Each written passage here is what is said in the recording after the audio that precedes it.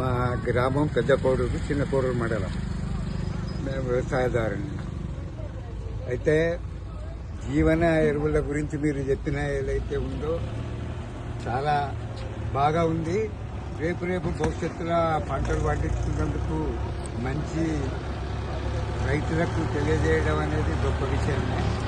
కాకపోతే ఆ ఇబ్బందులు ఏమున్నాయంటే ఈ జీవన ఎరువులు కానీ రసాయన ఎరువులు కానీ కేవలం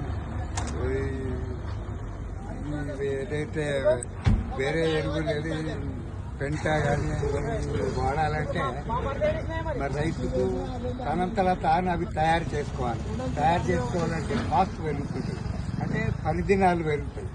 మనది ఏదైతే గిట్టుబాటు రేటు ఏదైతే ఉందో ప్రభుత్వం ఇచ్చే గిట్టుబాటు రేటు రైతు ఇవన్నీ కష్టపడి తయారు చేసుకునే దానికి సరి అయిన గిట్టుబాటు రేటు రాక రైతు సామాన్యంగా ఏం లేదు ఇంత యూరియా తీసుకొచ్చి సర్వీస్ అయిపోతుందన్న అపోహలు ఉన్నాడు ఇప్పటిదాకా. కాకపోతే అది అపోహ కొన్ని రోజుల తర్వాత అసలు భూమి నిర్వీర్యం అయిపోతుంది, ఏమీ లేదు అందులో.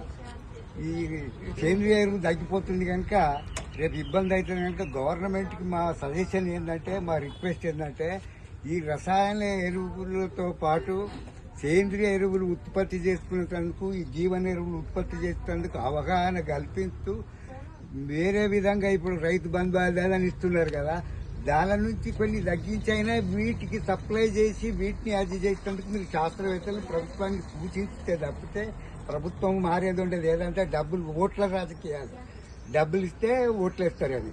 అందుకొరకు దానికి మీరు ప్రత్యామ్నాయంగా రైతులకు కేవలం డబ్బులే కాదు, దానికి సంబంధించిన వ్యవసాయానికి సంబంధించిన జీవన ఎరువులు కానీ ఈ సేంద్రియ ఎరువులు కానీ దాన్ని ఉత్పత్తి చేయాలంటే కాస్ట్ పెరుగుతుంది కనుక దానికి ఎక్కువ ప్రిఫరెన్స్ ఇచ్చి రైతుకు మేలు జరుగుతారు చూడాలి. ఎందుకంటే ఇంకా కొన్ని సంవత్సరాలు అంటే అసలు పంటే పంటది కావచ్చు, మనకు చౌడు బారిపోతుంది. ఎందుకంటే ఎప్పుడు రసాయన ఎరువు లేదు, జీవన ఎరువు లేదు కనుక ఈ జీవ కార్బనం తగ్గిపోతుంది. జీవ కార్బనం తగ్గితే ఉన్న భూమిలో ఉన్న ఆ మొక్కకు కావాల్సిన పదార్థాన్ని తీసుకుంటేందుకు కూడా జీవన ఎరువు ఉంటేనే అది తీసుకోగలుగుతుంది, దాన్ని మార్పు చేయగలుగుతుంది, అది తీసుకుంటుంది.